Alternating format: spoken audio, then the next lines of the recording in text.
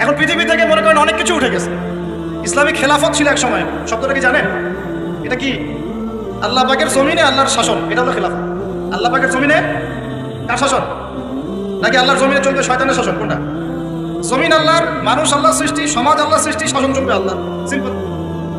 আল্লাহ পাকের জমিনে আল্লাহর শাসন মানে খেলাফত। আর সারা বিশ্বের কোথাও আপনি ইসলামী খেলাফা পাচ্ছেন না। তাই বলে কি খেলাফার কনসেপ্ট উঠে গেছে? ইনশাআল্লাহ তাআলা ঈসা ইবনে মারইয়াম যখন আসবেন, আল মাহদি যখন আসবেন, আবার সারা বিশ্বে এই খেলাফত রিস্টোর করা হবে। তাহলে এটা হলো পলিটিক্যাল সুন্নাহ। এটা কি সুন্নাহ বলেন? এটা পলিটিক্যাল সুন্নাহ। দিনার দিরহামের কথা বললাম, এটা ইকোনমিক সুন্নাহ। এই সুন্নাহগুলো ঠিকই বোঝেন। হাত বাঁধতে হবে কোথায়, পাইপা লাগবে কি লাগবে না, রফুল এদান করতে হবে কি হবে না, চাল দিয়ে দিব নাকি কিসমিস দিব না টাকা দিবে, এগুলো সুন্নাহ তো মাশাআল্লাহ খুব ভালোই বোঝেন। কিন্তু পলিটিক্যাল, ইকোনমিক, সোশ্যাল সুন্নাহগুলো বুঝবেন না।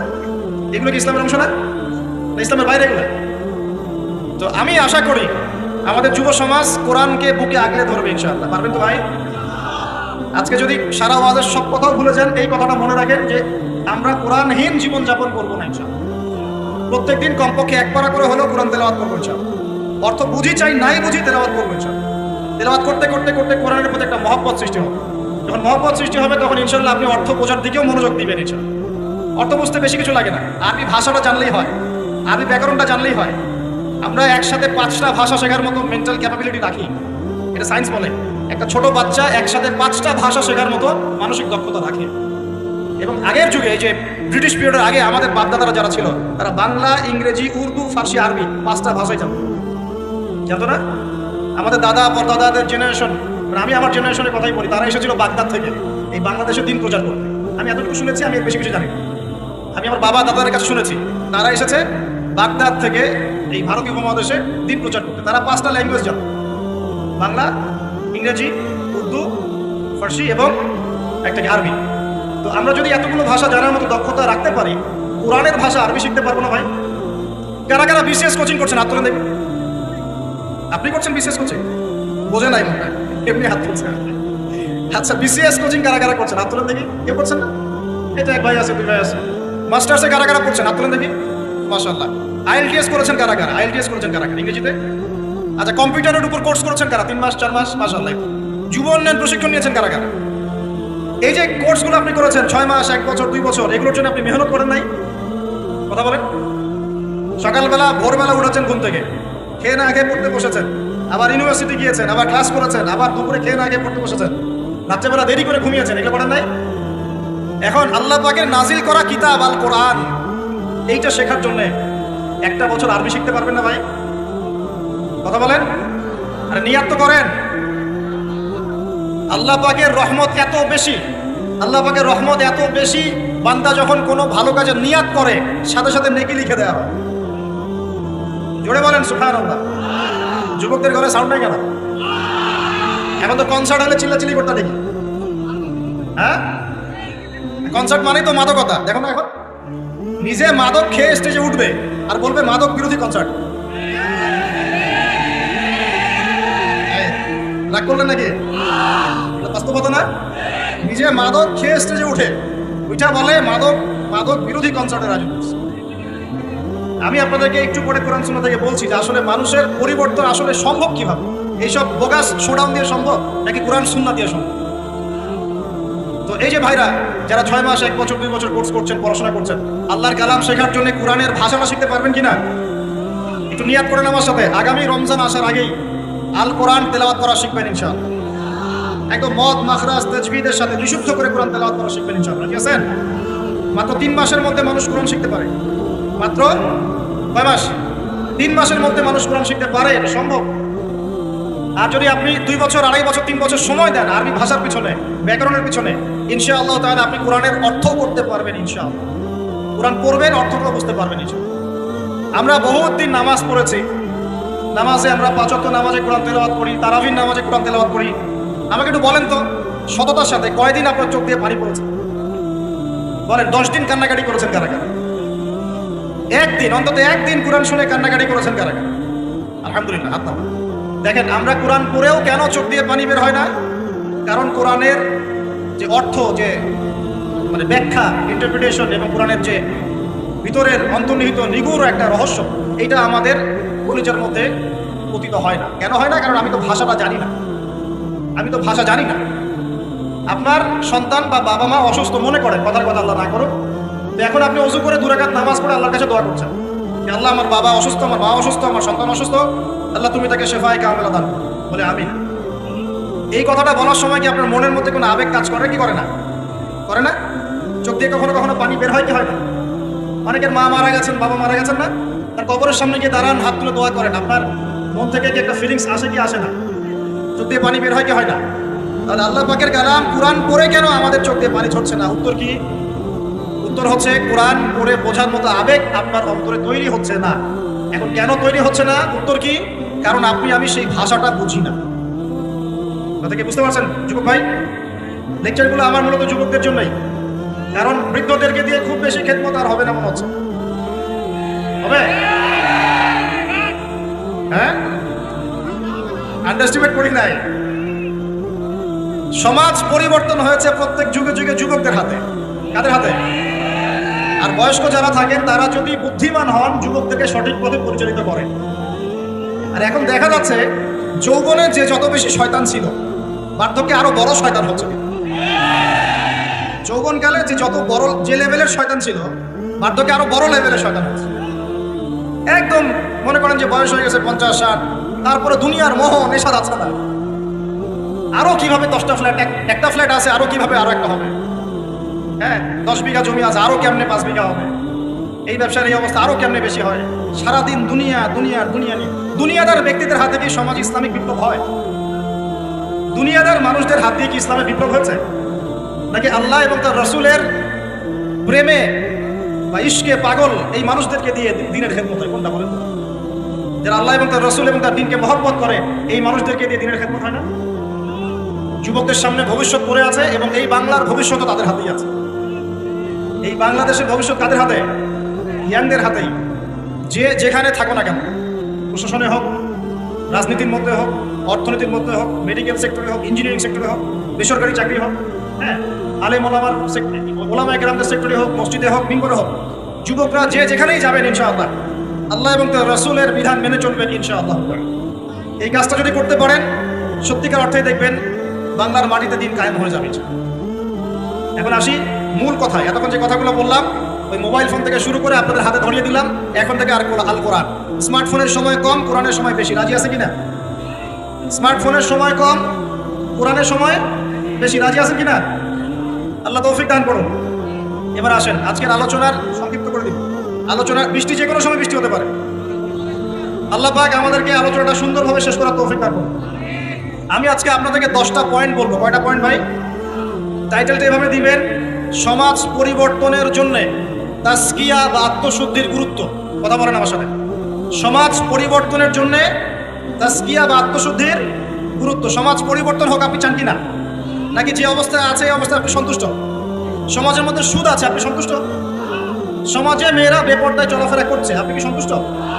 সমাজে বহু মানুষ আছে বেনামাজি ঘুরে বেড়ায়, আপনি কি সন্তুষ্ট? সমাজে বহু যুবক ছেলে পেলে মাদকদ্রব্য সেবন করে, আপনি কি সন্তুষ্ট? সমাজে বহু মেয়ের ইজ্জতহানি হচ্ছে, ইফটিজিং হচ্ছে, ধর্ষণ হচ্ছে, আপনি কি সন্তুষ্ট? সমাজে অনেক মানুষ দুর্নীতি করছে, আপনি কি সন্তুষ্ট? সবচেয়ে বড় কথা, সমাজে আল্লাহ এবং তার রাসূলের যে ঐশী বিধান এটা প্রতিষ্ঠিত নাই, এতে কি আপনি সন্তুষ্ট? এখন আপনি কি চান যে এই সমাজটা আলোকিত হোক, কোরআন এবং সুন্নাহর আলো সমাজে ছড়িয়ে পড়ুক? এটা কি আপনি চান? এটা আমাদের প্রথম প্রশ্ন, আমরা চাই কিনা? আমরা কি চাই? আচ্ছা, তাহলে আল্লাহ রাব্বুল আলামিন কোরআন এবং সুন্নাহর মধ্যে কিছু দিক নির্দেশনা দিয়েছেন। আমি এই পুরো জিনিসটা থেকে 10টা মৌলিক পয়েন্ট আপনার সাথে শেয়ার করছি। আমরা যদি সামাজিক পরিবর্তন চাই, সর্বপ্রথম প্রয়োজন হচ্ছে তাজকিয়া বা আত্মশুদ্ধি। এই তাজকিয়া মানে কি ভাই? আমার সাথে কথা বলবেন। আত্মশুদ্ধি। আত্মশুদ্ধি মানে নিজের পরিশুদ্ধি, নিজের পরিশুদ্ধি। দেখুন রাসূলুল্লাহ সাল্লাল্লাহু আলাইহি ওয়াসাল্লাম যখন সমাজে দাওয়াতি কাজ শুরু করলেন, আল্লাহর নবী কি এমন মানুষ ছিলেন যে খালি কথা বলতেন, নিজে আমল করতেন না? এমন মানুষ ছিলেন না? নিজে যেটা বলতেন সেটা আগে করে দেখাতেন। কোনটা বলেন তো? নিজে যেটা বলতেন সেটা করে দেখাতেন। আমরা নামাজ পড়ি কয় ওয়াক্ত? 5 ওয়াক্ত। নবীজি নামাজ পড়তেন কয় ওয়াক্ত জানেন? 8 ওয়াক্ত। কয় ওয়াক্ত? এটা তো নতুন শুনলেন না। 5 ওয়াক্ত নামাজ তো তিনি পড়তেনই, তার পাশাপাশি পড়তেন তাহাজ্জুদ। 5 আর আগে কত হলো? 6। এরপরে পড়তেন ইশরাকের নামাজ। কত হলো? 7। এরপরে পড়তেন চারটের নামাজ সালাতুদ দুহা। কত হলো? যে মানুষটার আগের কোনো গুনাহ নাই, পরেও কোনো গুনাহ নাই, যে মানুষটা পবিত্র, যার আমল নামায় কোনো গুনাহই নাই, যে মানুষটাকে আল্লাহ বাছাই করেছেন সমাজ পরিবর্তনের জন্য, মানুষকে দিন শেখানোর জন্য, পথ ভোলা মানুষগুলোকে জান্নাতের পথে আনার জন্য, সেই মানুষ নিজে অন্যকে বলছেন 5 ওয়াক্ত নামাজ পড়ো, নিজে পড়ছেন 8। তার মানে এখান থেকে আপনাকে বোঝাতে চাইলাম, সমাজ পরিবর্তন করতে হলে যারা এই কাজ করতে চাবেন তাদের নিজেকে আগে পরিশুদ্ধ হতে হবে, অন্যের চেয়ে বেশি আল্লাহওয়ালা হতে হবে। আল্লাহ পাক তৌফিক দান করুন। তাজকিয়া মানে হলো আত্মশুদ্ধি। আত্মশুদ্ধি সম্পর্কে আল্লাহ পাক বলেন বিসমিল্লাহির রহমানির রহিম, আল্লাহ বলেন কদ আফলাহা মান যাক্কাহা। যে ব্যক্তি আত্মশুদ্ধি অর্জন করেছে সে সফল হয়ে গেছে। বলেন সুবহানাল্লাহ। যে ব্যক্তি আত্মশুদ্ধি অর্জন করতে পেরেছে সে সফল হয়ে গেছে। ওয়াকাদ খাবা মান দাসাহা। আর যে ব্যক্তি আত্মশুদ্ধি অর্জন করতে পারে নাই সে ব্যক্তি ধ্বংস হয়ে গেল। আত্মশুদ্ধি মানে আত্মার পরিশুদ্ধি। এখানে একটু বোঝেন আমার সাথে, আমরা নামাজ পড়ি, ফিজিক্যাল ভূমিকা এখানে আছে কিনা? নামাজে ফিজিক্যাল ভূমিকা আছে কিনা? এই যে নামাজে বাহ্যিক শারীরিক কিছু কার্যকলাপ আছে কিনা? কিন্তু এই নামাজটাই যদি আমি মনের মধ্যে রিয়া নিয়ে পড়ি, নামাজ কবুল হবে কিনা? কথা বলেন। আচ্ছা, তার মানে নামাজ পড়ার সাথে সাথে অন্তরের পরিশুদ্ধিও দরকার আছে। আপনি এখন যাকাত দিচ্ছেন, নামাজ পড়ছেন, সওম রাখছেন, সব কি শারীরিক ইবাদত না? শারীরিক আর্থিক ইবাদত না? হজ করছেন, উমরা করছেন, সব শারীরিক ফিজিক্যাল ইবাদত। কিন্তু মনের মধ্যে আছে অহংকার, মনে আছে রিয়া, মনে আছে কুফরি, মনে আছে নেফাক, এখন ইবাদত কবুল হবে কিনা? তার মানে বাহ্যিক ইবাদতের সাথে অভ্যন্তরীণ পরিশুদ্ধি না থাকলে আমাদের ইবাদত কবুল হচ্ছে না, হচ্ছে না। একজন ব্যক্তি ইসলামের সব মানে ভেতরে মুনাফিকি, এই নফসের এই দোষের কারণে তার কি এই ঈমান কোনো কাজে দিবে কিনা? মনে করেন আব্দুল্লাহ বিন উবাইয়ের মতো একজন মানুষ যে মুখে মুখে স্বীকার করেছে যে হ্যাঁ আল্লাহ ছাড়া কোনো ইলাহ নাই, মুহাম্মদ সাল্লাল্লাহু আলাইহি ওয়াসাল্লাম আল্লাহর রাসূল, মুখে স্বীকার করেছে কিন্তু মনে মনে ইসলামকে স্বীকার করে নাই, ভিতরে ভিতরে ইসলামের সাথে শত্রুতা করে, গাদ্দারি করে। মনের এই দোষের কারণে তার বাহ্যিক এই যে স্বীকৃতি এটা কাজে আসবে কি আসবে না? আসবে? আসবে। মনে করেন আপনি খুব আমল করছেন মাশাআল্লাহ, কিন্তু আকীদার মধ্যে খুব গলদ আকীদা আছে। আকীদার মধ্যে গলদ আকীদা আছে। যেমন একটা গলদ আকীদা হচ্ছে আপনি মনে করেন যে ইসলামের কিছু অংশ মানলেই হয়, কিছু অংশ না মানলেও চলে। ইসলামের বিধান ওই যুগে চলতো, এই যুগে চলে না। ইসলামের কিছু বিধান আছে যেগুলো এখন পালন করা যায় না, আগে যেত। আকীদায় গলদ। কেউ যদি মনে করে যে তাকদীর বা ভাগ্য বলতে কিচ্ছু নাই, আমি যা করবো তাই পাবো। কেউ যদি মনে করে যে আল্লাহ রাব্বুল আলামিনের জাত এবং সিফতগুলো এগুলা মানার দরকার নাই, শুধু আল্লাহকে রব হিসেবে মানলেই হয়, মানে এরকম অনেক গলদ আকীদা আছে। কিন্তু এটা নিয়ে আলাদা লেকচার দেওয়া যায়। এখন ইবাদতের আমল সে করছে ঠিকই, কিন্তু আকীদার মধ্যে গলদ বিশ্বাস আছে, এখন তার ইবাদত কবুল হবে কিনা? কথা বলেন, হবে না। একজন ব্যক্তি মনে করেন সুন্নতের উপর আমল করছে, কিন্তু মুহাম্মদ সাল্লাল্লাহু আলাইহি ওয়াসাল্লামের শানে এবং তার অবমাননায় তার অন্তর কলিজা কাঁপে না। কথা বুঝতে পারছেন কি? সুন্নাহর উপর আমল করছে ঠিকই, কিন্তু মুহাম্মদ সাল্লাল্লাহু আলাইহি ওয়াসাল্লামের মহব্বত, ভালোবাসা তার ভিতরে নাই, ইবাদত কবুল কতটুকু হবে চিন্তা করুন। এই যে ভিতরের বিষয়গুলা, অন্তরের সাথে সম্পৃক্ত বিষয়, ভিতরের আকীদা, ভিতরের মহব্বত, আল্লাহর প্রতি ভয়, আল্লাহর প্রতি একটা ইহসান, মনটাকে রিয়া মুক্ত করা, অহংকার মুক্ত করা, হ্যাঁ, অন্যের প্রতি বিদ্বেষ মুক্ত করা, তারপরে কুফর নেফাক এগুলো মুক্ত করা, এই যে অন্তরের সাথে সম্পৃক্ত বিষয়গুলোই এই তাজকিয়া বা আত্মশুদ্ধির মৌলিক বিষয়। আমার কথা কি বুঝতে পারছেন? এখন কিভাবে এটাকে পরিশুদ্ধ করব? বিশ্বাস করেন, ভিতরটা যদি পবিত্র থাকে, বাহিরের ইবাদত অল্প হলেও জান্নাতে যাবেন। এটা ভিতরের বিষয় যদি পবিত্র থাকে, বাহিরের আমল যদি কমও হয়, ইনশাআল্লাহ আপনি জান্নাতে যাবেন। বিশ্বাস করছেন না? এক ব্যক্তির কথা শোনাই তাহলে বুঝবেন। সে এত বেশি পাপ করেছিল যে তার সন্তানদেরকে বলেছে আমার মৃত্যুর পরে আমার লাশটাকে পুড়িয়ে ফেলবে, ছাইগুলো অর্ধেক বাতাসে ভাসিয়ে দিবে, অর্ধেক ছাই সমুদ্রে ভাসিয়ে দিবে। ঠিক আছে, এটা তো হাদিস আপনারা জানেন, ওলামায়ে কেরাম যারা আছে। এখন সন্তানরা তাই করেছিল, আল্লাহ পাক তাকে আবার জীবিত করে বলেছেন যে কেন এই কাজ করেছিলাম? সে বলেছে মিন খাশিয়াতিকা ইয়া রাব্বি, আল্লাহ তোমার ভয়ে কাজ করেছি। ওয়া আনতা আ'লামু মিন্নি, আপনি আমার চেয়ে ভালো জানেন যে আমি আপনার ভয়ে করেছি না অন্য কোনো কারণে করেছি। আল্লাহ পাকের ভয়ে সে এমন একটা কাজ করেছে যে কাজটা কিন্তু মনে হচ্ছে কুফরি, কারণ সে মনে করছে আল্লাহ তাকে আবার পুনরুত্থিত করতে পারবে না, তাই সন্তানকে বলছে আমাকে পুড়িয়ে ছাইটাই ভাসিয়ে দিস। আল্লাহ পাক বলছেন কেন করেছো? সে বলছে তোমার ভয়, আল্লাহ তোমার ভয় করেছে। আল্লাহ পাক তাকে বললেন তুমি যদি আমার ভয়েই করে থাকো, আর হ্যাঁ তুমি আমার ভয়েই করেছিলে, আজকে আমি তোমাকে মাফ করে দিলাম। যাও। সেই ব্যক্তি বলেছিল আমার চেয়ে বড় পাপ কেউ করে নাই, আল্লাহ যদি আমাকে ধরতে পারে তাহলে খবর আছে। তার মানে তার ধারণা আল্লাহ তাকে ধরতে পারবে না, এটা কুফরি আকীদা। তারপরে আল্লাহ পাক তাকে কিন্তু মাফ করলেন। কেন? সে বলছে আল্লাহ আমি শুধু আপনার ভয়েই কাজটা করেছি, আর আপনি খুব ভালোই জানেন আমি আপনার ভয় করেছি। এই যে ভিতরের পরিশুদ্ধতার কারণে আল্লাহ বাইরের গুনাহটা মাফ করবেন। আমার কথা বলে বুঝতে পারছেন? মানে ভিতর যদি পরিষ্কার হয়, পরিচ্ছন্ন হয় এবং আকীদা ঠিক থাকে, তাজকিয়া ঠিক থাকে, আমল অল্প হলেও ইনশাআল্লাহ জান্নাতে যাবো। খুশি হন নাই? একবার বলেন সুবহানাল্লাহ। এবার আসেন কিভাবে এটা অর্জন করতে পারি। এক নাম্বার, তাজকিয়া বা আত্মশুদ্ধি অর্জনের প্রথম কাজ হচ্ছে, সর্বপ্রথম কাজ সেটা হলো নিজেকে নিয়ে ফিকির করবেন, অন্যের ফিকির বাদ দিবেন। কি বললাম ভাই? নিজেকে নিয়ে ফিকির করবেন, অন্যের ফিকির আপাতত বাদ দিবেন। আজকে থেকে আগে ফিকির হবে কাকে নিয়ে? নিজেকে নিয়ে। আমি দলিল দিচ্ছি, এমনি কথা বলছি। আল্লাহ পাক বলছেন সূরা মাইদা আয়াত নাম্বার 105, সূরা মাইদা আয়াত নাম্বার 105, আল্লাহ পাক বলছেন ইয়া আইয়ুহাল্লাযীনা আমানু, হে মুমিনগণ, আলাইকুম আনফুসাকুম লা ইয়াদুররু মান দাল্লা ইন ইহতাদাইতুম ইলাল্লাহি মারজিউকুম জামিআন ফায়ুনাব্বিউকুম বিমা কুনতুম তা'মালুন। আল্লাহ পাক বলছেন হে মুমিনগণ, হে তোমরা যারা ঈমান এনেছো, আলাইকুম আনফুসাকুম, আগে তোমরা নিজেদের নফসের খবর নাও। কি বলছেন আল্লাহ পাক? নিজেরা নিজেদের নফসের খবর নাও। লা ইয়াদুররু মান দাল্লা ইন ইহতাদাইতুম, কেউ যদি পথভ্রষ্ট হয়ে যায় এতে তোমার কোনো ক্ষতি নাই, আগে নিজের খবর নাও, নিজের নফসের। তাহলে প্রথম কাজ কি ভাই? আমার সাথে বলেন। এবার নিজের নফসের একটু খবর নেই ভাই, আমার সাথে বলেন দেখি কার কার বয়স এখানে 20 বছর ক্রস করেছে? হাত তোলেন, হাত নামান। এবার কার কার বয়স 30 বছর ক্রস করেছে? কার কার বয়স 40-50 ক্রস করেছে? আচ্ছা, এবার হাত নামান। এবার আজকে বাসায় গিয়ে ঠান্ডা মাথায় আমার এই কথাটা শুনুন। জাতান ভাই ঢাকা থেকে 6 ঘন্টা জার্নি করে আসছিল, আইসা আমার এই কথাটা বইলা গেছে। কি বলছে? এই যে 30 বছর, 20 বছর, 40-50 বছর আপনার জীবন থেকে চলে গেছে, একটু চোখ বন্ধ করে আজকে বাসায় গিয়ে আপনি চিন্তা করবেন নিজের নফসের খবর কিভাবে নেবেন সেটা বলছে। চিন্তা করবেন যে এই 40 বছরে, 30 বছরে আপনি 30 দিন জামাতের সাথে নামাজ পড়েছেন কিনা। মনে করলেন? আত্মশুদ্ধি এবং আত্মসমালোচনা এভাবেই করতে হয়। চিন্তা করবেন 30টা রোজা যে আমার জীবনে চলে গেল, আমি সব বছর প্রত্যেকটা রোজা রেখেছিলাম কি?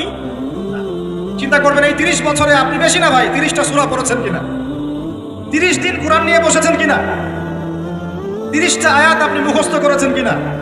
30টা আয়াত, মাত্র 30টা আয়াত, যেমন আলহামদুলিল্লাহি রাব্বিল আলামিন, আর রহমানির রহিম, মালিকি ইয়াউমিদ্দিন, এভাবে 30টা আয়াত আপনি মুখস্থ করেছেন, মাত্র 30টা। চিন্তা করবেন ঠান্ডা মাথায় 30টা হাদিস নবীজির পড়েছিলেন কিনা, 30 দিন দান সদকা করেছেন কিনা, মানুষকে সৎ কাজে আদেশ করেছেন কিনা, একটু আল্লাহর রাস্তায় সময় দিয়েছিলেন কিনা, মানুষকে অসৎ কাজে বাধা দিয়েছিলেন কিনা, দিন প্রচারের জন্য কিছু একটা করেছিলেন কিনা, একটা বই লিখেছিলেন কিনা, একটা লেকচার দিয়েছিলেন কিনা, মিম্বরে দাঁড়িয়ে একটা খুতবা দিয়েছিলেন কিনা, একটা হালাকায় বসে মানুষকে কিছু ভালো নসিহত করেছিলেন কিনা, মিসকিনকে খাইয়েছিলেন কিনা, এতিমখানায় 30টা টাকা দান করেছিলেন কিনা, মসজিদ মাদ্রাসায় দিনের খেদমতের জন্য কিছু করেছিলেন কিনা। এই ফিকিরটা ভাই করা যাবে কি বাসা গিয়ে? আমি জানি হয়তোবা, আল্লাহ না করুক, কিন্তু হয়তোবা বেশিরভাগ মানুষের উত্তর আসবে কি হ্যাঁ না না। এখন আমাকে বলেন সমাজ পরিবর্তন হবে কিভাবে? বলেন এই মানুষগুলোকে দিয়ে, এই অবস্থার এই মানুষগুলোকে দিয়ে? আপনার তাই মনে হয়? দেখেন ভাই, একটা কথা আমি আপনাকে বলে যাই যে আমরা জীবন পেয়েছি একটা, কয়টা ভাই? এরপর কোনো চান্স আসবে না। কথা সত্য না? এবং আমরা থাকতে চাই জান্নাতে। কোথায়? আমরা কোথায় যেতে চাই ভাই? এবার একটু আমার সাথে বলেন দেখি, সত্যি কি আপনার মনে হয়, সত্যি কি আপনার মনে হয় যেভাবে জীবন যাপন করছি আমরা, এতে আমরা জান্নাতে যাব? অনেস্টলি কি আপনি বুকে হাত দিয়ে বলেন তো, আপনার কি সত্যি মনে হয় এই জীবন যাপনের মধ্য দিয়ে আমরা সত্যি জান্নাতে যেতে পারবো? ছেলেপেলে কিশোর গ্যাংয়ে যোগ দিচ্ছে, ছেলেপেলে টিকটক প্রজন্ম হয়ে গেছে, ছেলেপেলে মেয়েদের পিছনে আড্ডাবাজি করে টাঙ্কি মেরে বেড়ায়, ছেলেপেলে মেয়েদের সাথে ওপেন জেনা করছে, মেয়েরাও জেনা করছে। কিছু কিছু বদ মেয়ের স্বভাব এমন, সে চাচ্ছে যেন তার সাথে জেনা করা হোক। চুল খুলে নগ্ন হয়ে রাস্তাঘাটে ঘুরে বেড়াচ্ছে। বাড়ির মেয়েরা পর্দা করছে না, মা পর্দা করছে না, বোন পর্দা করছে না, স্ত্রী পর্দা করছে না। দিব্যি বাসায় সুদের টাকা ঢুকছে, হারামের টাকা ঢুকছে, দুর্নীতির টাকা ঢুকছে, ঘুষের টাকা ঢুকছে। সত্যি মনে হয় যে এইভাবে আমল করে আমরা জান্নাতে যেতে পারবো? অথচ আল্লাহ সৃষ্টি করেছেন আমাদেরকে তার ইবাদত করার জন্য। এই দুনিয়ার জীবনের সংক্ষিপ্ত হায়াত দিয়েছেন, মৌতের পর হয় জান্নাত, তাহলে জান্নাত, আর কোনো বিকল্প অপশন নেই। তাহলে ভাই আত্মশুদ্ধির দরকার নাই? তাহলে আজকে বাসায় গিয়ে এই ফিকিরটা করা যাবে। আমিও করবো ইনশাল্লাহ, আপনিও করেন, আমি নিজেও করবো ইনশাল্লাহ, আপনিও করবেন যে এই 30-40 বছর আমরা করলামটা কি, পারা যাবে ইনশাল্লাহ ভাই? এই চিন্তা যদি আপনার রাতের ঘুমটা আজকে হারাম করে ফেলায়, কালকে থেকে ইনশাল্লাহ এই ছেলেগুলোকে দিয়ে সমাজ সংস্কার হবে, ইসলাম প্রতিষ্ঠা হবে ইনশাল্লাহ। কি যুবক ভাইরা, হবে না ইনশাল্লাহ? আল্লাহ বা কবুল করুন, বলি আমিন। 1 নাম্বার, নিজের চরকায় তেল দেওয়া। অন্যের কথা পরে, কে কি করে, নামাজ পড়ে কিনা, কে কি বলে লেকচারে, কার কি সমালোচনা করে, সব বাদ। আগে নিজের চিন্তা করবো। আলাইকুম আনফুসাকুম, নিজের নফসের খবর নাও। বাস, এখন দেখলাম নিজের নফসের খবর ভালো না, তাহলে কি করণীয়? করণীয় হচ্ছে এই ফজরের ওয়াক্ত থেকে শুরু হবে। কালকের অপেক্ষা করবো না, ফজরের ওয়াক্ত থেকে শুরু হবে। আমরা উঠবো তাহাজ্জুদে ইনশাআল্লাহ, রাজি আছি? সুন্দর মতো ওযু করবো ইনশাআল্লাহ। ওযু করে কমপক্ষে 2 রাকাত নামাজ পড়বো ইনশাআল্লাহ। পরে আল্লাহর কাছে চোখের পানি ছেড়ে দিব, দিয়ে বলবো আল্লাহ সারা জীবন যা করেছে আল্লাহ তুমি মাফ করো। কি আমিন বলেন? আরে আজিব এলাকায় আসলাম রে ভাই, আপনাদের কোনো জাজবা নাই নাকি, চেতনা নাই নাকি? আমিন বলেন, আল্লাহ মাফ করে দেখ। এখন তো দোয়া কবুলের সময়, এখন যে দোয়া করবেন কবুল হবে ইনশাআল্লাহ, বিশ্বাস করছেন না? আমরা দোয়া করি অবিবাহিত যুবকদের আল্লাহ বিয়ের ব্যবস্থা করে দাও, শাবাশ। আমরা দোয়া করি যে বেকার যুবক যারা তাদেরকে আল্লাহ রিজিকের ব্যবস্থা করে দাও। আল্লাহ যেসব মেয়ে দিনী বোনদের বিয়ে শাদী হচ্ছে না তাদেরও বিয়ের ব্যবস্থা করে দাও। আল্লাহ পাক যুবক ভাইদেরকে দ্বীনের জ্ঞান অর্জনের তৌফিক দান করো। সামনে হজের মৌসুম আসতেছে, অনেকে হজে যাবে ইনশাআল্লাহ, আমাদেরকেও যাওয়ার তৌফিক আল্লাহ দান করো। আল্লাহ রাব্বুল আলামিন আমাদের যুবক ভাইদেরকে আগামী দিনে বাংলার জমিনে দ্বীন কায়েমের জন্য কবুল করে দেন, আমিন। উলামায়ে কেরামের মধ্যে আল্লাহ মহব্বত বাড়ায় দেন, দলে দলে বিভক্তিগুলো বন্ধ করেন। দলে দলে বিভক্তি শুনলে আমার গা জ্বলা শুরু করে, এই জন্য অনেকে আমাকে একটু রাগ করেন আমার সাথে, এসে আমার সাথে দলীয় পরিচয় দিবেন না, আমি অমুক দল করি তমুক দল করি। দলে দলে তো বিভক্ত করে উম্মাটাকে বিভক্ত করে রেখে দিয়েছে, হাজার হাজার ফেরকায় বিভক্ত করে রেখে দিয়েছে। কারোর সাথে কারো ভালো সম্পর্ক নাই, কিন্তু মুখে কিন্তু বলে যে আমরা সবাই এক, কিন্তু আদতে সেটা নাই। মনের ভিতরে যে কি পরিমাণ হিংসা আর বিদ্বেষ, সেটা তো মাঠে যারা চলাফেরা করে তারা বুঝতে। বিভক্তি করে খুব ভালো জিনিস। হ্যাঁ, আপনি একটা মানে ফাউন্ডেশন করছেন বা অ্যাসোসিয়েশন করছেন বা পলিটিক্যাল একটা দল করেন, ইটস ওকে, এটা মানুষ করতে পারে। তাই বলে অন্যদের সাথে কি হিংসা বিদ্বেষ পোষণ করে বিভক্তি বাড়াতে হবে? সবার সাথে একটা হৃদ্যতাপূর্ণ সম্পর্ক রাখা যায় না? হ্যাঁ, আমিও মাশাআল্লাহ দিনের কাজ করছি, ওই ভাইও করছে মাশাআল্লাহ, আলহামদুলিল্লাহ। তার দ্বারা কিছু খেদমত হচ্ছে, আমার দ্বারা হচ্ছে, তার দ্বারা হচ্ছে। ইনশাআল্লাহ একদিন যখন আল্লাহ পাকের পক্ষ থেকে মনোনীত কোনো নেতা আসবে, তখন সবাইকে ঐক্যবদ্ধ করবে ইনশাআল্লাহ। আল্লাহ পাক সেই নেতৃত্ব নিয়ে আসুন বলে আমিন। দোয়া করা যায় না? আল্লাহ পাক নিয়ে আসবেন ইনশাআল্লাহ। আর যদি দেখি যে আসছেই না, তাহলে নেতা হইতে হবে। যখন মাঠে নেতা নাই তখন নেতা হতে হবে। নেতা হওয়ার আপনারা যোগ্যতা অর্জন করেন, পড়াশোনা করেন। কোরআনে কিন্তু নেতৃত্বের 2টা বৈশিষ্ট্য বলা আছে, কয়টা ভাই? তালুতের কথা মনে আছে? তালুত আর জালুত সূরা কোন সূরা আছে বলেন? কে বলতে পারবে? এই যুবক ছেলেটা বলো, কোন সূরা আছে? মাশাআল্লাহ, সূরা বাকারায়।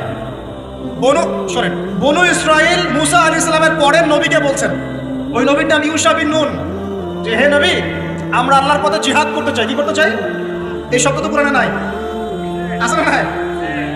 এই শব্দ বললে তো কিছু মানুষ খারাজি ফতোয়া মারা শুরু করে, বড় মুশকিল আছে এদেরকে নিয়ে। আমি আশ্চর্য একটা জিনিস, ইবাদতকে সন্ত্রাস বানাই দিলেন কিভাবে? ইবাদতকে সন্ত্রাস বানালেন কিভাবে? পশ্চিমের টাকা খেয়ে? হ্যাঁ, পশ্চিমারা যা বোঝায় তাই বুঝতে হবে। ইসলামের সংজ্ঞা ব্যাখ্যা ওরা দিবেন, আমরা দিব? সুবহানাল্লাহ। ব্রিটিশ আমলে আমাদের বাপদাদারা যে ওদেরকে পিটিয়ে বের করেছিল, তারা কি সন্ত্রাসী ছিল? আমাদের বাপদাদারা সন্ত্রাসী ছিল? বলেন তো। জুলুমের বিরুদ্ধে কেউ দাঁড়িয়ে গেলে সে সন্ত্রাসী হয়? এই যে 1971-এ আমাদের সাথে জুলুম হয় না, তখন বাংলার মানুষ যার যা ছিল তাই নিয়ে মাঠে নামে নাই, তো বাংলার সেই ফ্রিডম ফাইটাররা কি সন্ত্রাসী হয়ে গেছিল? ভাই বোনদেরকে দীর্ঘদিন থেকে একদম স্টিম রোলার পিছায় ফেলা হচ্ছে। রমজান মাসে দেখলেন কি হলো? রমজান মাসে বেচারা নামাজ পড়তে গিয়েছে, লাঠি পেটা করে মসজিদ থেকে বের করে মুসলমানদের। এখন ওই যে যারা একটু পাথর টাথর নিয়ে ঢিলাঢিলি করে, ওরা সন্ত্রাসী হয়ে গেছে। আর যারা মুসলমানদেরকে পিটাই বের করে দিল, ওরা হলো মানবতার সেবক। এই সংজ্ঞা শিখায় আমাদেরকে। যাই হোক, বাদ দেন, ওইদিকে না যায়। ওইদিকে বললে আমি একটু মানে কি বলবো, কি বলে এটাকে, আউটবাস্ট হয়ে যায়। আর মানে ভিতরের ক্রোধটাকে দমায় রাখতে পারে। মাঝে মাঝে এমন হয় যে ভিতরের এগ্রেশনটা ধরে রাখতে পারি, কিন্তু আপনাদের স্বার্থে ধরে রাখতে হয়। কারণ কোনো কিছু না হওয়ার চেয়ে কিছু হওয়া ভালো, কোনো কিছু না হওয়ার চেয়ে কিছু হওয়া ভালো, এই স্বার্থ চিন্তা করে চুপ করে থাকি। কিন্তু একটা জিনিস মাথায় রাখবেন, আল্লাহ রাব্বুল আলামিন এই বিশ্বে পরিপূর্ণ ইসলাম প্রতিষ্ঠা না করা পর্যন্ত কিয়ামত দিবেন নাই। এই জিনিসটা মাথায় ভালো করে ঢুকায়নি। এরপরে ইসলামের এগেইনস্টে যা করার করতে থাকেন, আল্লাহ এটা করবেন ইনশাআল্লাহ, কোনো সন্দেহ নাই। লা শাক্কা ফীহি, এর মধ্যে কোনো সন্দেহ নেই। কার দ্বারা করবেন, কিভাবে করবেন, আল্লাহু আ'লাম বিস-সাওয়াব, আমরা জানি না। এখন তালুতকে আল্লাহ পাক মনোনীত করলেন। ইউশা বিন নুনকে বনু ইসরাইল বলছে, আল্লাহর পথে আমরা যুদ্ধ করতে চাই, আমাদের জন্য নেতা দাও একটা। তখন ইউশা বিন নুন বলছে, আমি যদি নেতার জন্য দোয়া করি, তোমরা তো আবার পৃষ্ঠপ্রদর্শন করে পালায় যাবা, তোমাদেরকে চিনি ভালো করে, আমরা তোমাদেরকে খুব ভালো করে চিনি। তখন বনু ইসরাইল বলছে, না, আমরা এটা করবো না। কেন করবো? ওয়াকাদ উখরিজনা মিন দিয়ারিনা, আছে না সূরা বাকারায়, আমাদেরকে আমাদের ঘর বাড়ি থেকে বের করে দেওয়া হয়েছে, আমরা কেন পিছিয়ে পড়বো? তখন আল্লাহর কাছে তিনি দোয়া করলেন, আল্লাহ পাক তালুতকে নেতৃত্ব দিলেন। কাকে? তালুত। আর এই যে তালুতকে নেতৃত্ব দিয়েছেন, এই নেতৃত্ব দেওয়ার পর আল্লাহ পাক বললেন যে তালুতকে আমি দুইটা স্পেশাল গুণ দিয়েছি। কয়টা ভাই? তার মানে নেতৃত্বের স্পেশাল গুণাবলী কয়টা? একটা হচ্ছে জিসমান, তালুতকে আমি দিয়েছিলাম শারীরিক শক্তি, ফিজিক্যাল স্ট্রেংথ, শারীরিক শক্তি। আর এখন বহু নেতা সমাজে দেখাতে হাঁটতেই পারবে, নেতা হওয়ার আগে আগে ফিজিক্যাল স্ট্রং হতো, তাই না ভাই? ফিজিক্যাল স্ট্রং না হতে পারলে নেতৃত্ব দিতে পারে? ফিজিক্যাল স্ট্রেংথ হচ্ছে প্রথম শর্ত। সে সুস্থ ছিল এবং শারীরিকভাবে অনেক শক্তিশালী ছিল। কে, কার কথা বলছি? যুগে যুগে সমস্ত নেতৃত্ব দেখেন। ওমর ইবনুল খাত্তাব শারীরিকভাবে দুর্বল ছিল, ফিজিক্যাল স্ট্রেংথ ছিল কেমনটা, স্ট্যামিনা কেমন ছিল? আলী রাদিয়াল্লাহু আনহু শারীরিকভাবে কি দুর্বল ছিল? উসমান, আবু বকর রাদিয়াল্লাহু আনহুমা তারা কি দুর্বল ছিল? নবী সাল্লাল্লাহু আলাইহি ওয়াসাল্লাম নিজে দুর্বল ছিলেন? 40 জন পুরুষের শক্তি তার গায়ে ছিল। কতজন ভাই?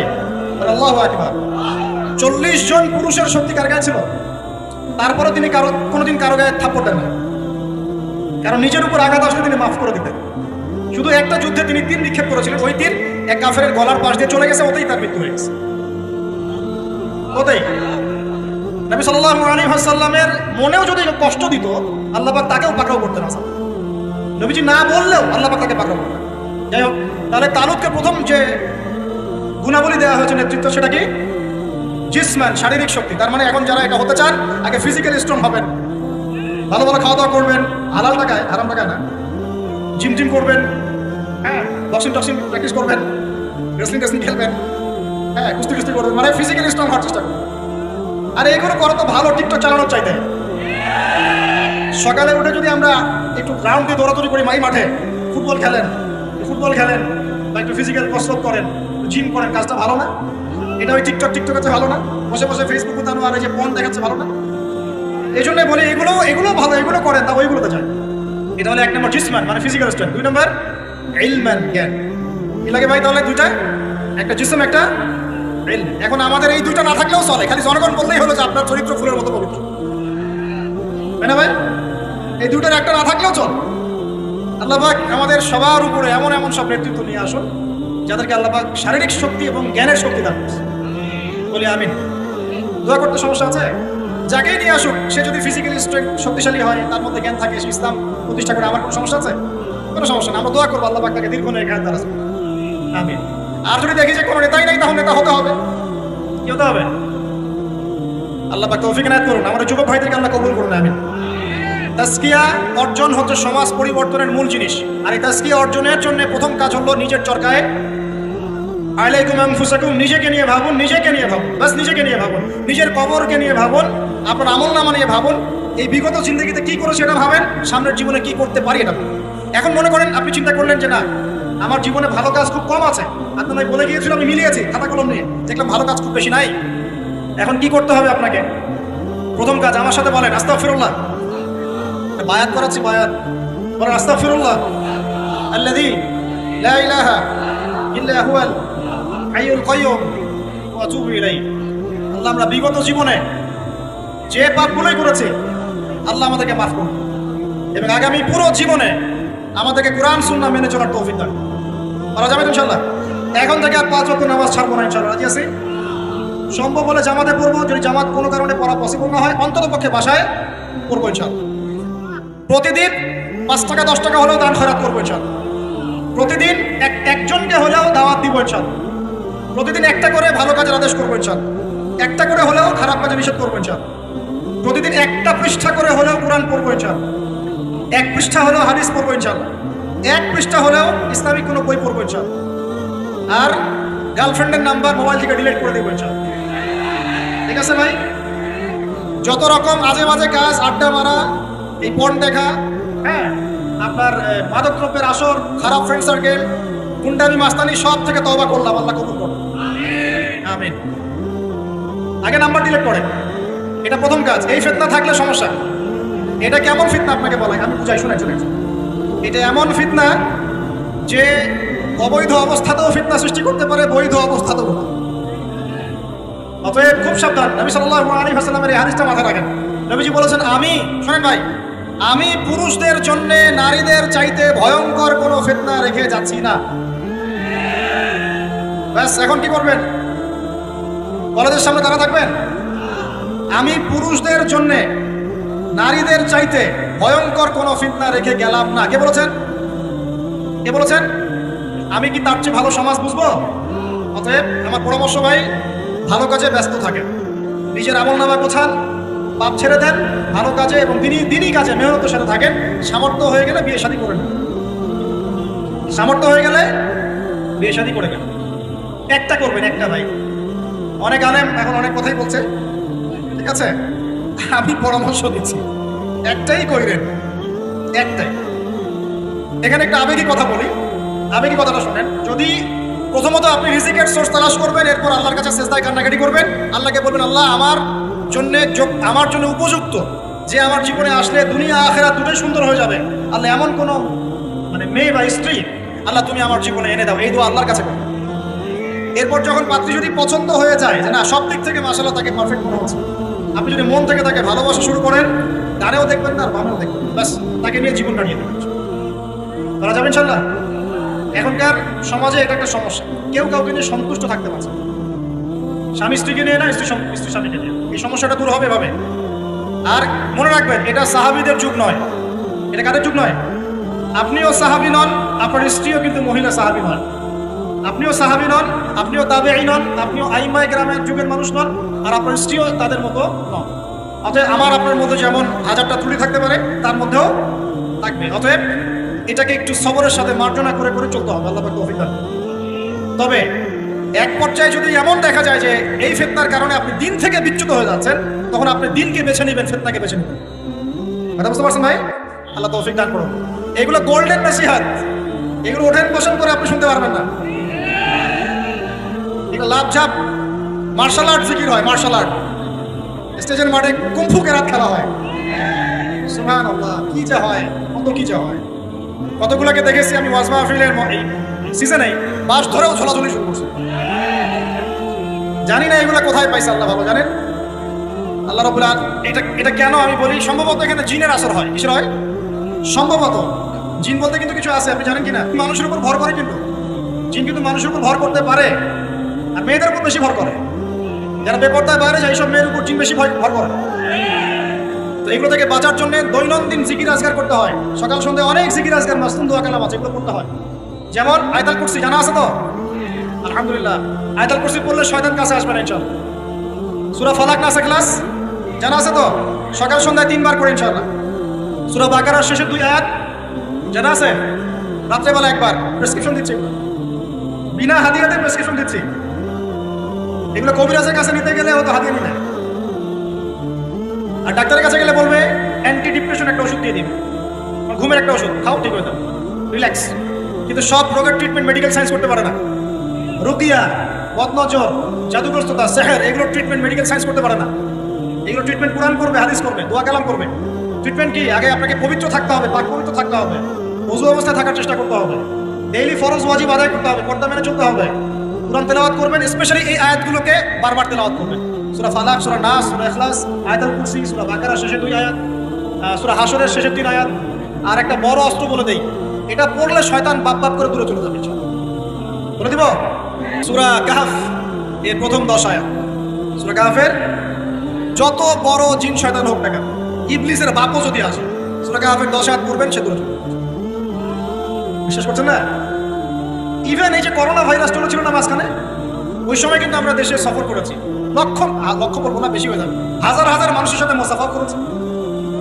এই যে এখানে আসলাম, অনেকে মোসাফা করলেন, যাওয়ার সময় করবেন কিনা? এই যে বললো যে হাত মিলানো যাবে না, বললো না, বাজে নাকি?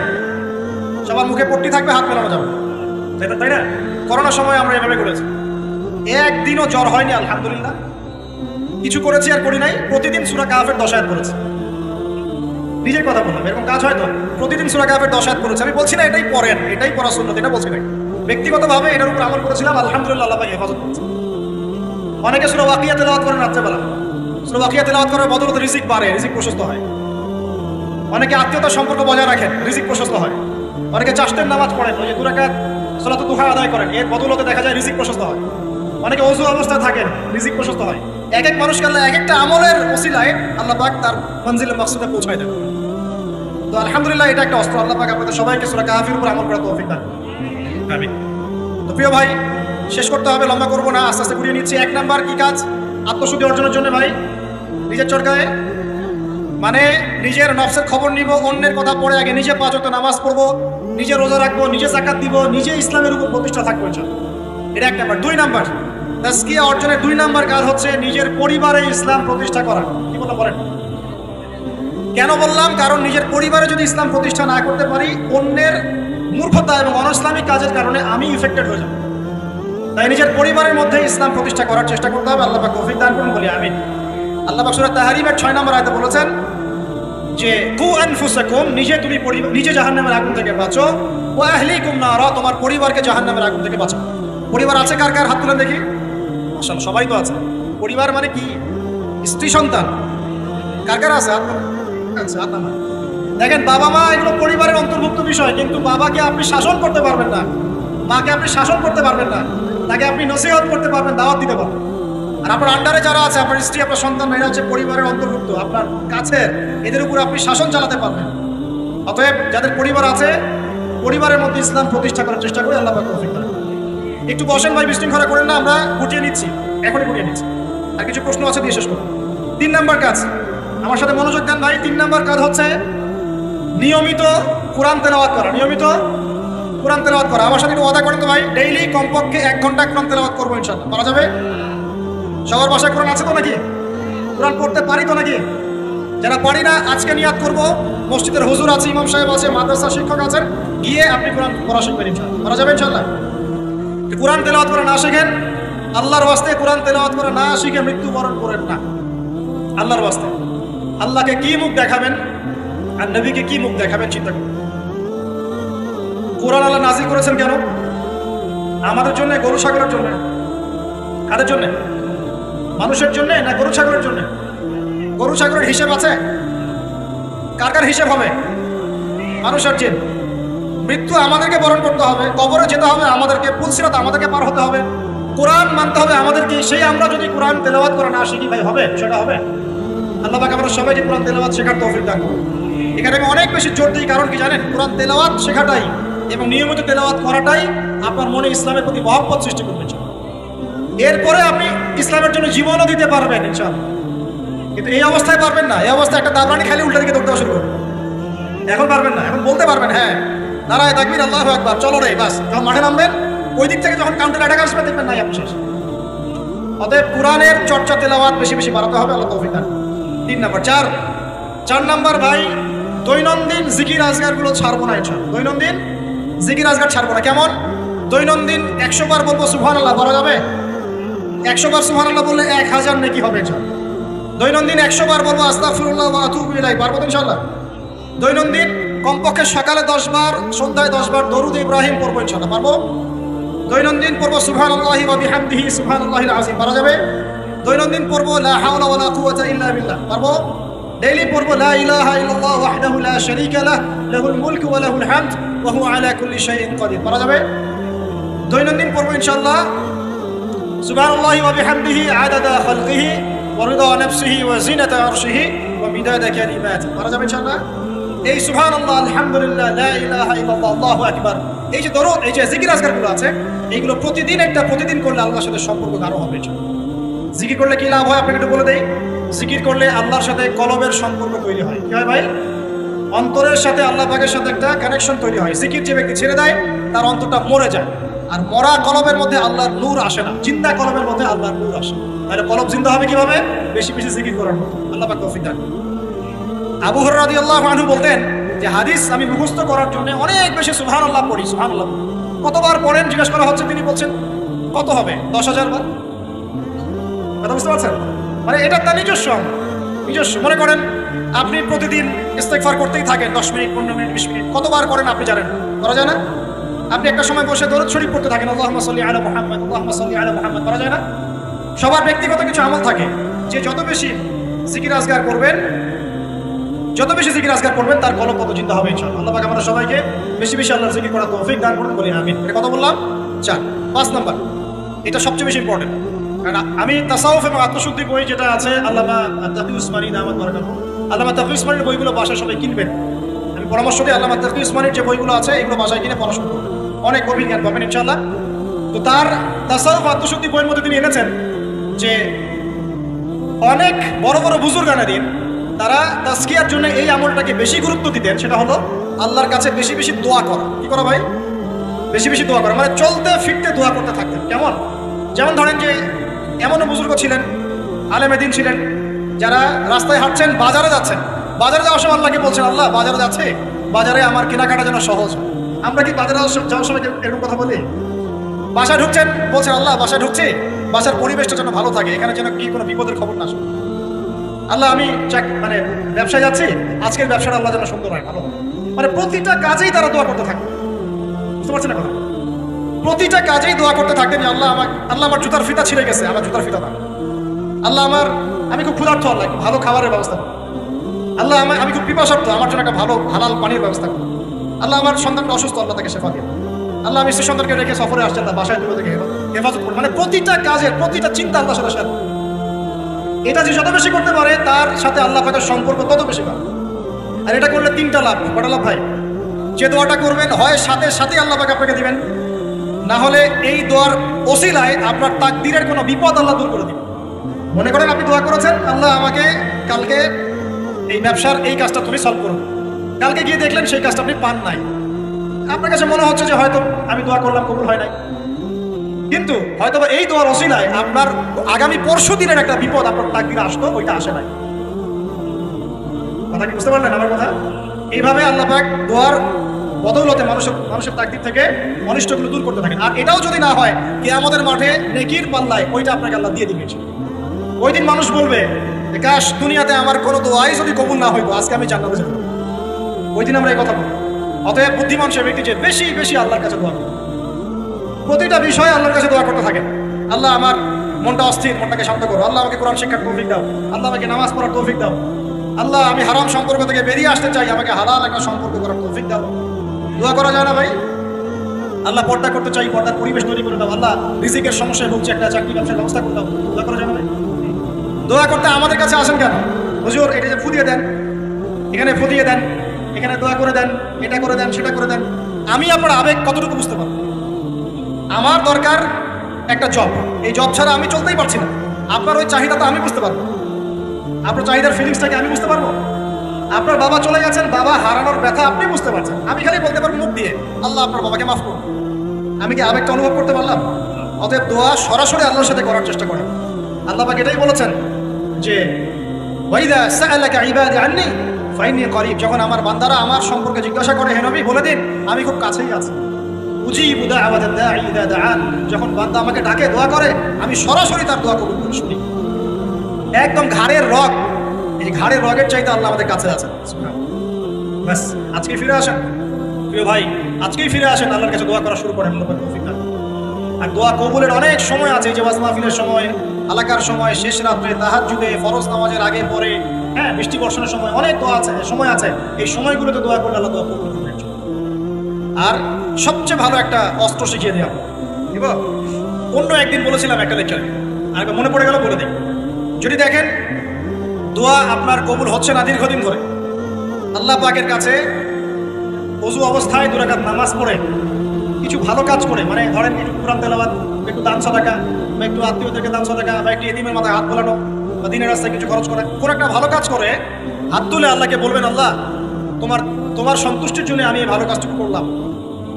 আল্লাহ তোমার তাওহীদের কালিমা লা ইলাহা ইল্লাল্লাহ এর ওসিলায় আমার দোয়াটা কবুল। ইনশাআল্লাহ তাআলা আপনি আপনার দোয়ার ফল পাবেন। পরীক্ষিত আমার জীবন, এমন সময় গিয়েছে যে নিঃশ্বাস নিতে পারবো কিনা এটার গ্যারেন্টি ছিল, শ্বাস নিতে পারবো কিনা গ্যারেন্টি ছিল। মনে করবেন না এগুলোর জন্য অদৃশ্য কোনো শক্তি দায়ী, এগুলোর জন্য আপনার আমার মতো দাড়ি টুপিওয়ালা কিছু মানুষই দায়ী। বুঝতে পারছেন? ব্যাস আর কিছু বললাম। অতএব দাড়ি টুপি পাগড়ি জুব্বা ঘোমটা দেখলে লাফানো শুরু করবেন না। বহু মুনাফিক সমাজে ঘুরে বেড়ায় এইসব লেবাসে, এদের কাজই হলো নিজের ভাইয়ের কষ্ট খাওয়া। কি করা বলেন তো?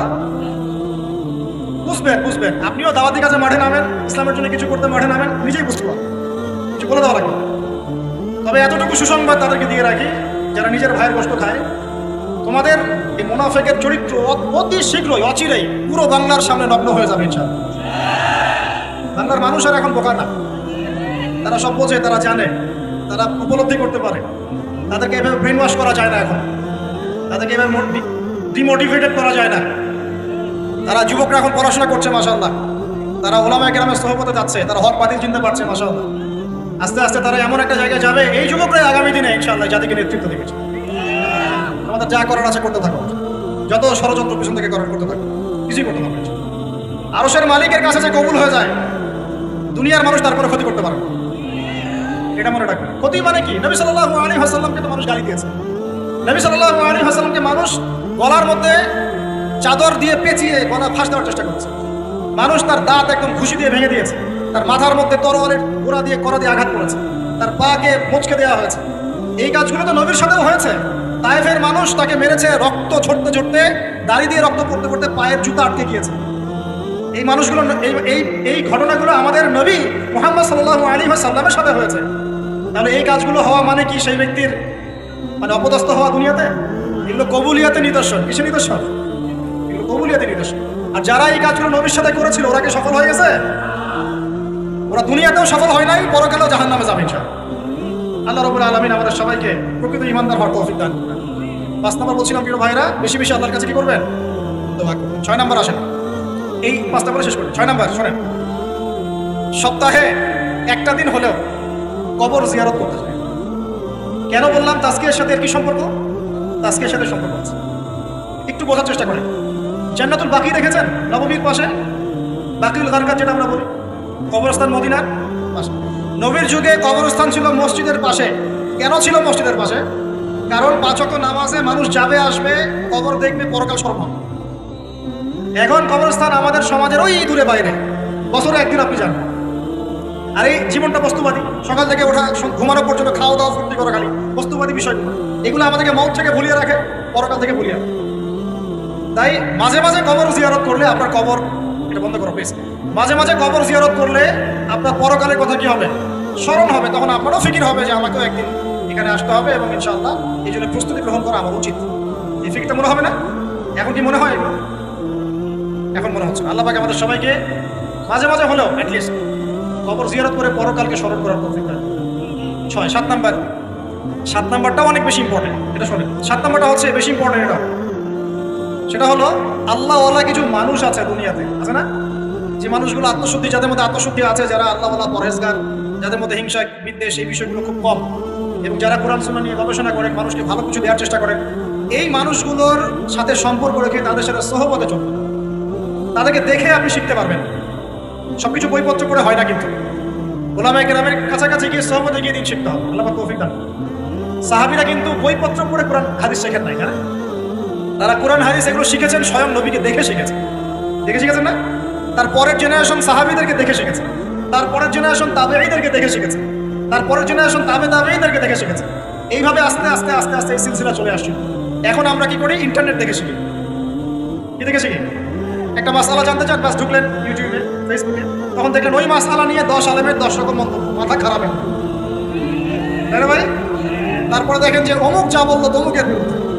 আর মাশাআল্লাহ কিছু ননসেন্স ইউটিউবার আছে, কমন সেন্স নয় ননসেন্স, কিছু ননসেন্স কমন সেন্স হীন ইউটিউবার কিছু আছে, ফেসবুকের আছে, কি টাইটেল দেওয়া লাগবে সেটাও জানো।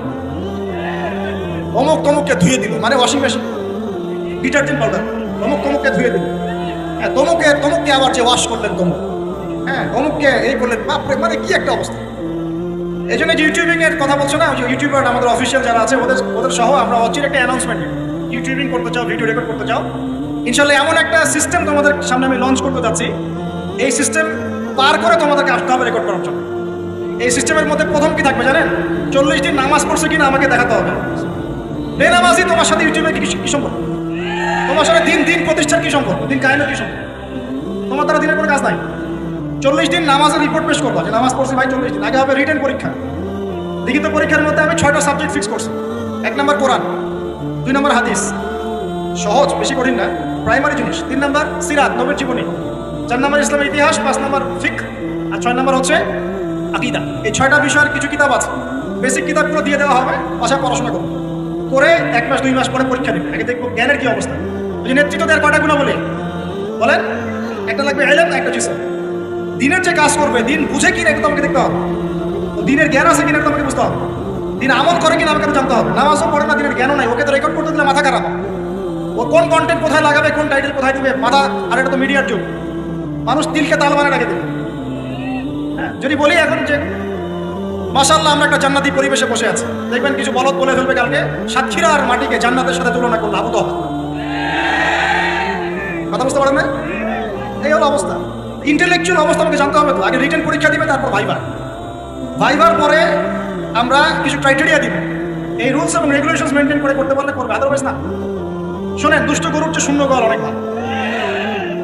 আর এই জিনিসগুলো আমি প্রথমে এত কঠোর ছিলাম, বিগত 2-3 বছর এই সারা দেশ ঘুরে আমার যে তিক্ত অভিজ্ঞতাগুলো হয়েছে, এগুলো আমাকে এভাবে ভাবতে বাধ্য করেছে। এখন মনে করি এগুলো আল্লাহর পক্ষ থেকে কল্যাণই ছিল, আলহামদুলিল্লাহ। অভিজ্ঞতাগুলো না হলে এগুলো শিখতে পারতাম। সুবহানাল্লাহ। আর বলতে যাচ্ছি না, ভিতরে অনেক কিছু আছে, পরে চায়ের কাপে আলোচনা হবে, চল ঠিক আছে? আচ্ছা বাদ দেন। এখন শোনেন, এখন 7 নম্বর যেটা বলছিলাম, রসুলরা সাহাবীদেরকে দেখে শিখেছে। সরি, সাহাবীরা রাসূলকে দেখে শিখেছেন, সাহাবীরা রাসূলকে দেখে শিখেছেন, তাবেঈরা সাহাবীদেরকে দেখে শিখেছেন, তারপরে জেনারেশন তাদেরকে দেখে শিখেছেন। এখন আমরা যদি দিন শিখতে চাই, খালি বই পুস্তক পড়লে হবে না, খালি ইউটিউব ফেসবুক ঘাঁটলে হবে না। আলেম ওলামার কাছে যেতে হবে, সিলেবাস কেন্দ্রিক পড়াশোনা করতে হবে। কি সিলেবাস? এই 6টা সাবজেক্ট করলাম না ভাই। কোরআন পড়েন, এটা একটা সিলেবাসের অন্তর্ভুক্ত বিষয়।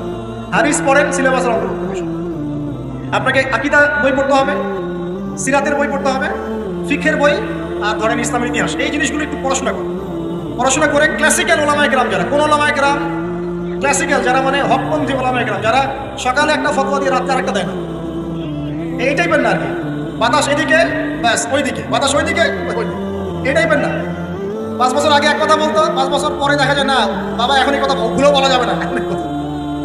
হ্যাঁ, তো এই টাইপের কথা বলছি না, যারা সর্বদাই হকের উপর থাকার চেষ্টা করে, মানুষ হিকমা অবলম্বন করতে পারে, হকের উপর থাকার চেষ্টা করেন, এই হকপন্থী ওলামায়ে কেরামের সহবতে গিয়ে দিন শেখার চেষ্টা করেন। এবং এই ওলামায়ে কেরাম প্রত্যেক ঘরানাতেই আছে, প্রত্যেক ঘরানাতেই হকপন্থী ওলামায়ে কেরাম আছেন। আপনারা আলেমদের মধ্যে বিভক্তি সৃষ্টি করবেন না, বরং সবাইকে ভালোবাসার চেষ্টা করবেন। এখন তো শুরু হয়েছে আলেম পূজা, শাইখ পূজা। যে যে আলেমকে পছন্দ করে, যে যে শাইখকে পছন্দ করে, ব্যাস চোখ বন্ধ করে ওইখানে আড্ডানে যাবে। এখন সে সঠিক বললেও সঠিক, বেঠিক বললেও সঠিক। এই একটা সমস্যা শুরু হয়েছে। সংকীর্ণ হলেন কেন? এত সংকীর্ণ হলেন কেন? ইসলাম তো সংকীর্ণ না, এটা তো বৈচিত্র্যময়। এখানে আপনি পরিপূর্ণ জ্ঞান পেতে হলে তাকে খোলা মন লালন করতে হবে, যে যেখানেই হক পাবো সেটাই নিয়ে বলছেন, হক যেখানে পাবো সেখানে নিয়ে বলছেন। আমি হককে সীমাবদ্ধ করে ফেললাম কেন? যে আমার শায়েখ যা বোঝেন এই চাই, এর বাইরে কিছুই না।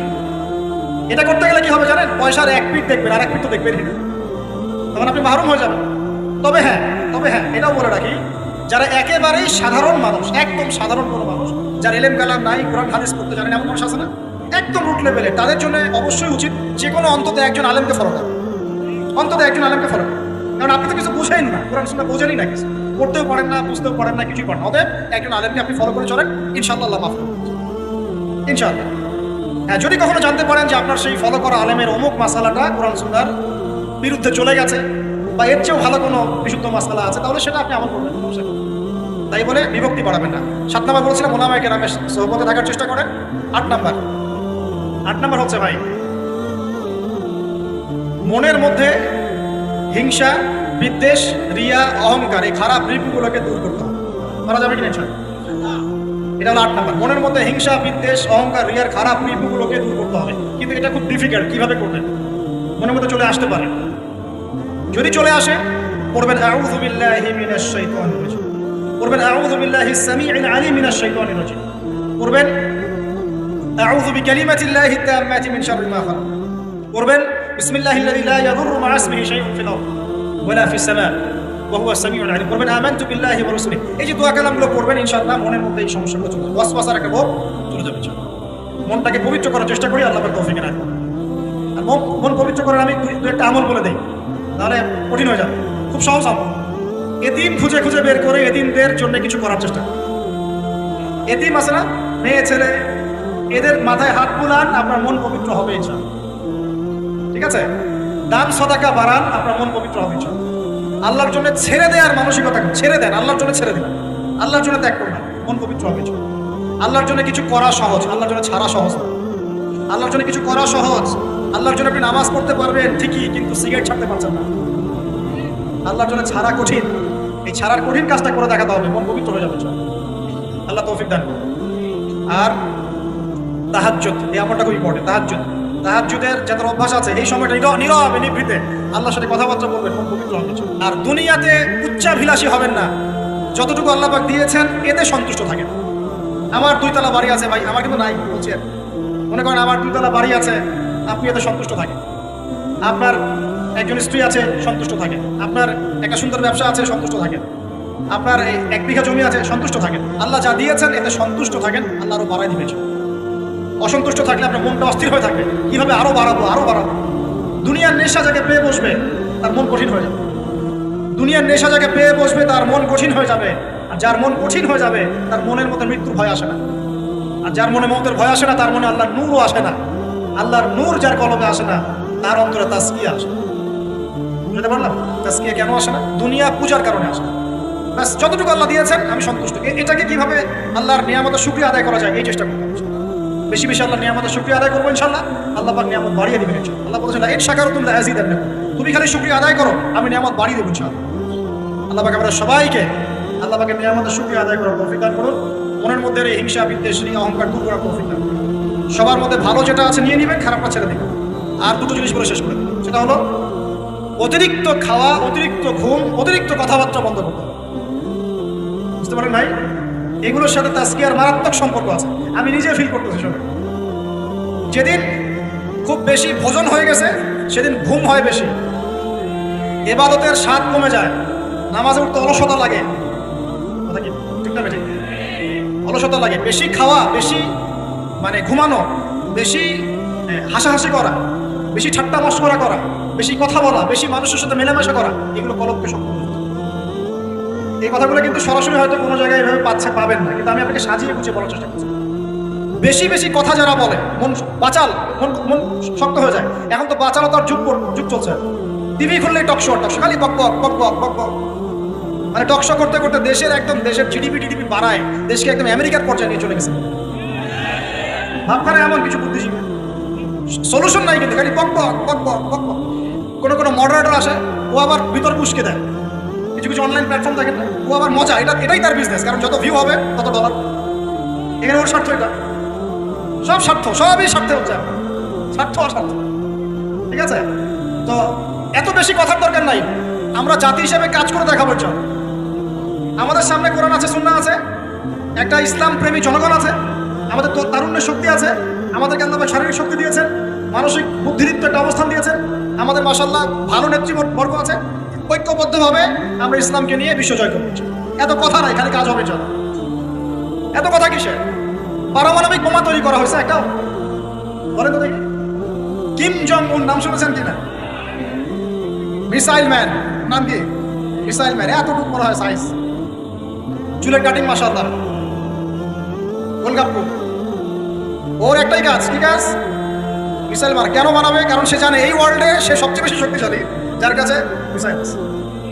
বলেন 50 বছরে কয়টা বানাইছি আমরা? হ্যাঁ বলেন। আচ্ছা বাদ দেন। এই ওয়ার্ল্ডে সবচেয়ে শক্তিশালী তারাও যাদের প্রযুক্তি আছে, প্রযুক্তি, তথ্য, ডাটা, প্রযুক্তি। এই ওয়ার্ল্ডে এখন ডাটা বা প্রযুক্তির যুদ্ধ চলছে। মাঝে মাঝে দেখেন না, বড় বড় কান্ট্রি, কিছু বড় বড় কোম্পানি হ্যাক হয়ে যায়। মানে কি, এরা যত প্রযুক্তি নিয়ে নিতে পারে, হ্যাক করতে পারে, তারা আরো বেশি ডাটা পায়, ইনফরমেশন পায়। ইনফরমেশন দিয়ে যুদ্ধ হচ্ছে। বলেন তো আমাদের ইনফরমেশন কত এখন? ওয়ার্ল্ড এগিয়ে যাচ্ছে, বলেন না? প্র্যাকটিক্যাল কথা বলছি আপনাদের সাথে। ওয়ার্ল্ড এগিয়ে যাচ্ছে, মনে করেন যার রিজার্ভ যত বেশি, যার কাছে ডলার যত বেশি আছে। বলেন আমার কত আছে? প্রবৃদ্ধি যা যত বেশি, ওয়ার্ল্ডে সে তত ভালো অবস্থানে। বলেন আমার প্রবৃদ্ধির হার কত? এখানে আমি কোনো দলের পক্ষে বিপক্ষে বলতে আসি, আমি আমার এজ এ সাধারণ মানুষ কথা বলছি। যেই থাকুক, ইম্পর্টেন্ট সেক্টরগুলোতে উন্নতি করতে হবে কিনা? কথা বেশি বলবো না, কাজ বেশি করবো, বাস খালি কাজ হবে ইনশাআল্লাহ। আল্লাহ পাক যাদেরকে দায়িত্ব দেখতে কেন, তারা যেন কাজ করার তৌফিক অর্জন করে। আমরা আমাদের শ্রম দিয়ে, মেধা দিয়ে আমরা যাদেরকে সাহায্য করবো। আমরা তরুণ প্রজন্ম, আমাদের মেধা দিয়ে, আমাদের বুদ্ধি দিয়ে, আমাদের শ্রম দিয়ে আমরা ইনশাআল্লাহ তাআলা দেশকে সাহায্য করবো, জাতিকে সাহায্য করবো। পারবো না ইনশাআল্লাহ? আমি বলি আপনারা বেশি বেশি পড়াশোনা করেন, বড় বড় পোস্টে যান, দেশের দায়িত্ব নেন, নিয়ে দেশকে এগিয়ে নেন। পারা যাবে না ভাই? ইনশাআল্লাহ। চ্যালেঞ্জ তো নিতে হবে, খালি বসে বসে সমালোচনা করলে হবে নাকি? খালি বসে বসে সমালোচনা করলে কাজ হবে নাকি? ও এটা পারে না, সে এটা পারে না, ওই দল সেটা পারে না, সেই দল সেটা পারে না, এই করতে করতেই তো এই অবস্থা। আপনি করে দেখাচ্ছেন না কেন? আমরা করে দেখাচ্ছি না কেন? আবার ধর্মীয় অঙ্গনে দেখা যায় ওই আলেম এই ভুল, ওই আলেমের এই সমস্যা, ওই আলেম এই করে না, ওই আলেম সেই করে না। আরে ভাই আপনি আলেম হচ্ছেন না কেন? আপনি আলেম হন, ওই কাজ করে দেখান। অমুক বক্তার এই ভুল, তমুক বক্তার সেই ভুল, মাশাআল্লাহ আবু তাহার এই ভুল, আপনি বক্তা হচ্ছেন না কেন? এই চেয়ারে আসেন, বসেন, বসে যান, বসে ওয়াজ করেন নাকি ভাই? এই ওয়াজ করেন না, এগুলো ওয়াজ না, এগুলো কমেডি। এগুলো কি কমেডি? রুচির দুর্ভিক্ষর অংশ এগুলো। আমাদের যে রুচির দুর্ভিক্ষ দেখা দিয়েছে, এগুলো তার জাজল্যমান প্রমাণ। এগুলো আর বলতে যাচ্ছি না, থাক, তাজকিয়া নষ্ট হয়ে যাবে। আর লাস্ট 9 নম্বর বললাম, কি বলছি বলেন তো? মনের এই বিষয়গুলোকে দূর করে। লাস্ট 10 নম্বর যেটা, সেটা হচ্ছে যে 9 নম্বর বলছি মনেরটা। 9 নম্বর বলছি যে অতিরিক্ত খাওয়া, অতিরিক্ত ঘুম, অতিরিক্ত কথা বলা, অতিরিক্ত মানুষের সাথে মেলামেশা করা, এগুলো একটু কমিয়ে যেখানে কাজ হবে সেই কাজটা, যেটা করলে আমার পরে কারোর উপকারিতা আছে এটা করে। আর 10 নম্বর লাস্ট অ্যান্ড ফাইনাল, তাজকিয়া বা আত্মশুদ্ধি অর্জন করতে হলে নবী সাল্লাল্লাহু আলাইহি ওয়াসাল্লামের রেখে যাওয়া এই যে দিন ইসলাম, এই ইসলামটাকে প্রতিষ্ঠার চেষ্টা করতে হবে। ইসলাম যারা প্রতিষ্ঠার চেষ্টা করে তাদের সাথে আল্লাহ পাকের সবসময় একটা ভালো সম্পর্ক থাকে, এবং সে কখনো খারাপের দিকে যেতে পারবে না, কারণ সে তো একটা বড় দায়িত্ব নিয়ে মাঠে নেমেছে। সে যদি এখন খারাপের দিকে চলে যায়, তাহলে তো জনগণ বিভ্রান্ত হয়ে যাবে এবং তার এই আমানতের খেয়ানত করা হবে। এই ফিকিরই তাকে খারাপ পথে যেতে বাধা দিবে, এবং তাজকিয়া তার মনের মতো থাকবে ইনশাআল্লাহ। সে যদি ডানে বামে চলেও যায়, এই দিন প্রতিষ্ঠার এই যে তাড়না, এটা তাকে আবার ফিরিয়ে নিয়ে আসবে ইসলামের দিকে। আল্লাহ পাক আমাদের যুবক ভাইদেরকে নবী সাল্লাল্লাহু আলাইহি ওয়াসাল্লাম রেখে যাওয়া এই পবিত্র দিন ইসলাম সমাজে পালন করার, প্রচার করার, প্রসার করার, প্রতিষ্ঠা ঘটানোর তৌফিক দান করুন বলে আমিন। আমরা আজকের এই সংক্ষিপ্ত আলোচনা শিখলাম যে তাজকিয়া বা আত্মশুদ্ধি হচ্ছে সমাজ পরিবর্তনের সবচেয়ে ইম্পর্টেন্ট জিনিস, সবচেয়ে ইম্পর্টেন্ট হাতিয়ার। এটা অর্জন করার জন্য অনেক মাধ্যম আছে। আমি আপনাদের জন্য 10টা মাধ্যম আজকে বলেছি। 1 নাম্বার কথা কি বলেছিলাম ভাই? নিজের ফিকির, আগে নিজের নফসের ফিকির করা। 2 নাম্বার কি বলেছিলাম বলেন? হ্যাঁ, নিজের পরিবারের মধ্যে ইসলাম কায়েম করা, মাশাআল্লাহ। 3 নাম্বার কি বলেছিলাম? হ্যাঁ, কুরআনুল কারীম তেলাওয়াত, কুরআনুল কারীম তেলাওয়াত করার কথা বলেছি। 4 নাম্বার কি বলেছি? বেশি বেশি আল্লাহর জিকির করা। 5 নাম্বার বলেন, আমার সাথে বলেন, আল্লাহর কাছে বেশি বেশি দোয়া। 6 নাম্বার মওতকে স্মরণ, মানে কবরকে জিয়ারত করা, মওতকে স্মরণ করা। 7 নাম্বার হকপন্থী তাজকিয়া প্রাপ্ত উলামায়ে কেরামের সোহবতে থাকা, তাদের লেকচার শোনা, তাদের বই পুস্তক। ঠিক আছে? 8 নাম্বার কি বলেছে বলেন? হ্যাঁ, মনের মধ্যে যত রকম হিংসা, বিদ্বেষ, রিয়া এগুলো আছে